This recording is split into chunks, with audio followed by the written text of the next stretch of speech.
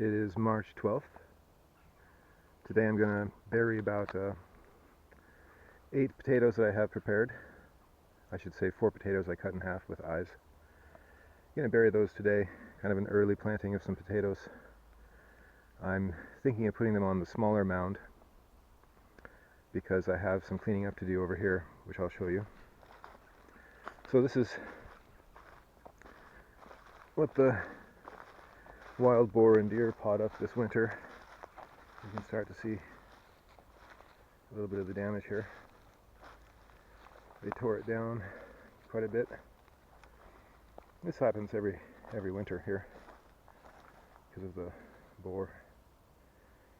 So all I have to do there is just find maybe 1 or 2 logs, not very big ones really, but just lay them alongside that bigger exposed one. You can see it's really wet. I'm going to jam a couple of logs in there and then shovel some of this up on top on the logs today, and kind of just clean up some stuff. This camera's sort of fish eye lens lets you see the whole mound in one shot, really.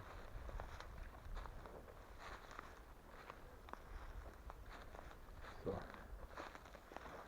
this is in reference of a reference, I should say, for later this winter. It'll start greening up as soon as it's spring. It'll change dramatically, and it won't be this ugly and brown, but it's going to happen fast. So I thought I'd better come out today and do something.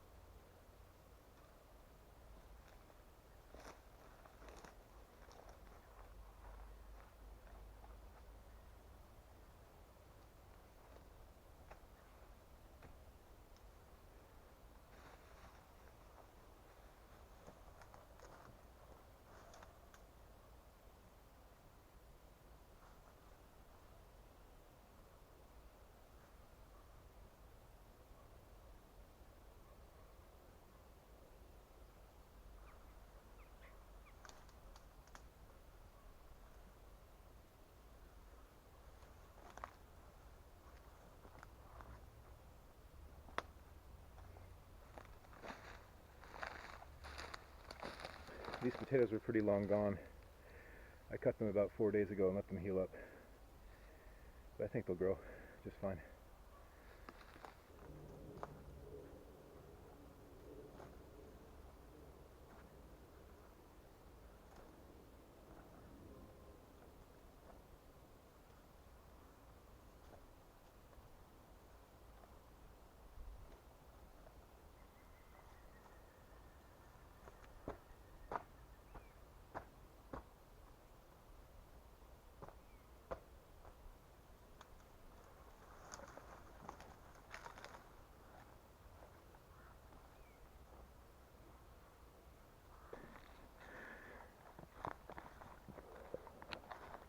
I worked on my garden for a little while here.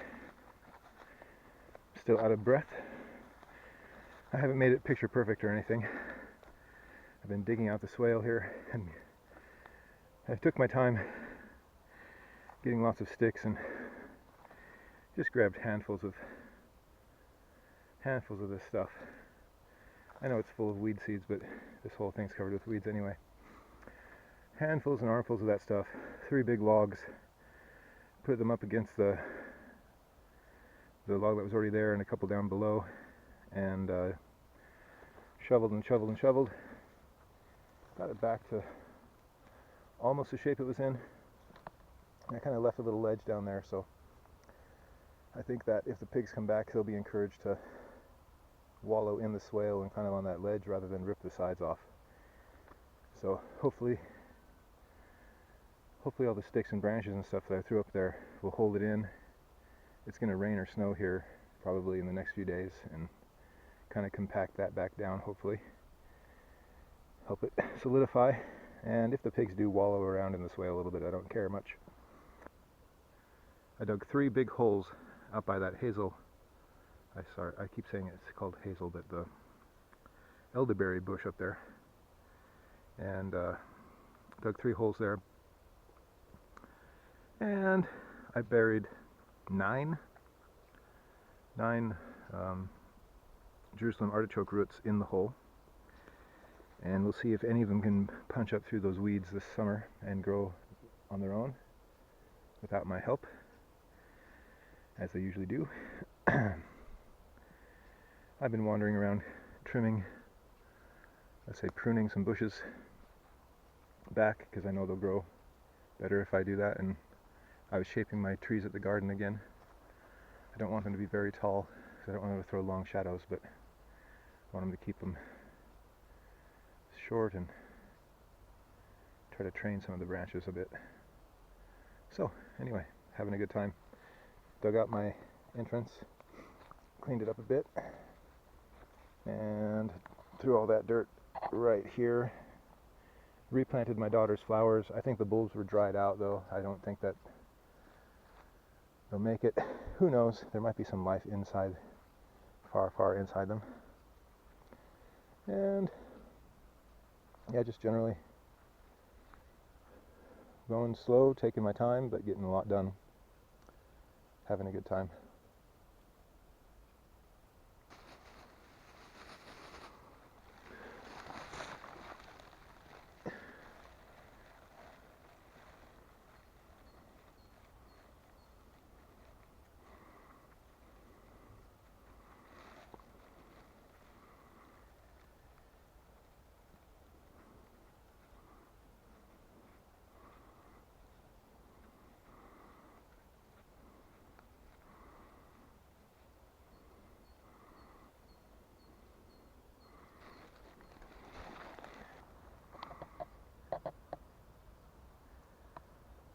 I would like to have seen the beaver that climbed up there and chewed this stuff off.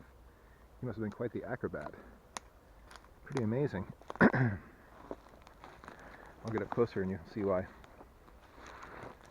He must have been a real balancing act. Wow. How did he do that? Okay, so that beaver chewed not only that tiny thin branch, almost to the point where the branch collapsed under the weight of the beaver at the end there, but stood on what? I don't know. Somehow balanced on that tiny little thing. I don't see how he possibly could have stood below it and chewed on the top. He had to have been on top of that. Not only that, but chewed all the way up here, managed to climb up here and chew on that, chew on a chunk up there, and even work his way up here. You can see little chunks of wood up there, and all the way up there, and chewed up, that's 12 something feet up in the air. He must have been dang hungry. I don't know why he wanted that. There's all kinds of small willows and stuff all around, and he wanted to chew on that old bark. Must be some mineral or something in there that he wanted pretty badly. Anyway, pretty amazing. That's way above my head.